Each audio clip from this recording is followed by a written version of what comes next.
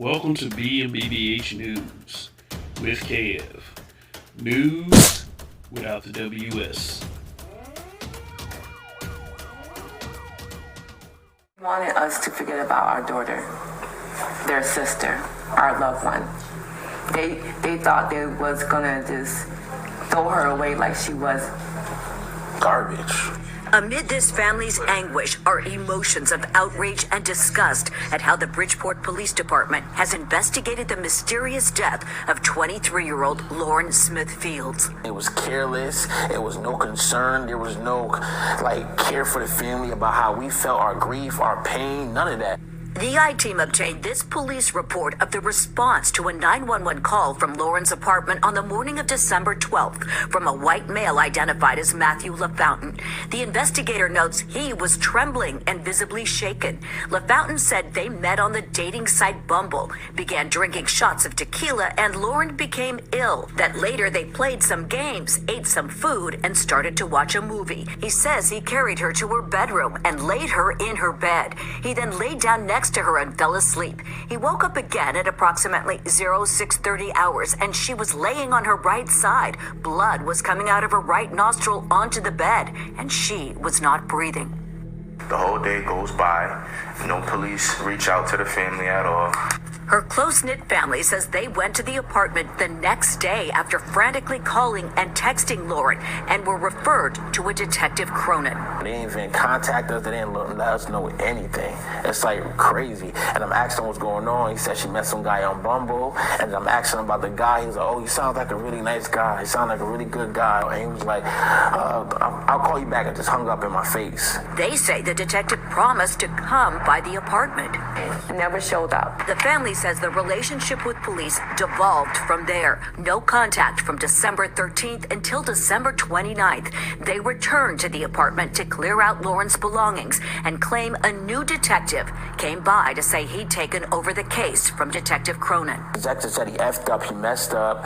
He effed Cronin, he messed up. He didn't know what he was doing. He messed up the case. The family says they provided evidence they'd collected to crime scene investigators who arrived for the first time that day, included a bloody sheet and a pill. And 2 cups of drinks or whatever next to a bottle. They didn't take none of that. We seen a condom, we seen lube, other stuff in there. They didn't take none of this. Sources close to the investigation tell the I-Team the Matthew LaFountain pictured in this social media photo, now removed, was the man at Lauren's apartment. A neighbor at his listed address in Milford confirmed LaFountain's identity, but we were unable to reach the 37-year-old who has not been accused of any wrongdoing.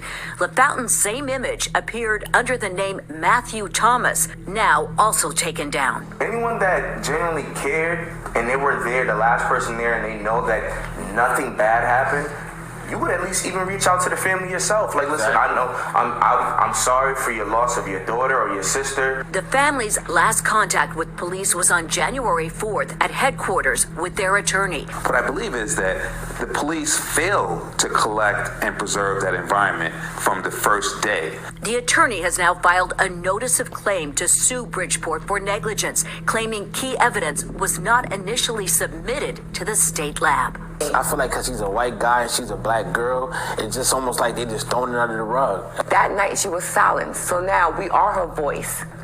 But we're here and we're fighting for her. The Bridgeport Police Department did not respond to repeated messages we left about the case. He's a white guy and she's a black girl. It's just almost like they just thrown it under the rug. She's a white guy and she's a black girl.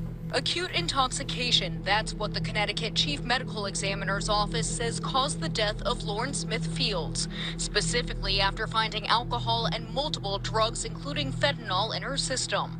They call her death on December 12th accidental. And now to find out that all these substances are in their daughter's body that basically took her life. They're so angry right now. Lauren's parents didn't find out about her death until they discovered a note on her front door from her landlord 2 days later. They talked about it at a rally Sunday, celebrating what would have been Lauren's 24th birthday. No one is going to discard my daughter like she's rubbish. Attorney Darnell Crossland says Lauren didn't take drugs and was someone who worked out every day. He says his office confirmed with the state lab Monday that they never received physical evidence from Lauren's home. including a pill used as a sedative, a used condom, and bedsheets with a bloodstain. All right, so the family are better detectives than Bridgeport's police department. It's a shame because of the underculture of WS that always exists. And believe me, I hate when we as black people are treated like this. It's 2022, and whatever happened in this particular case, what I can tell you is that it seems they were trying to either cover up what really happened or this was just sheer laziness. The police department also has yet to even interview this Matthew LaFountain guy, if that's his real name, of course. The circumstances, as reported, are very dubious. You have a combination of alcohol, drugs, and sex, which resulted in the death of a black woman with a white man involved. If you're any kind of human being, you would at least feel for the family of the victim because they were treated very poorly in all of this. And although I doubt this will happen, that police department needs to be investigated, probed, under evaluation, whatever needs to be done for the mishandling of this investigation. What are people supposed to assume because of this?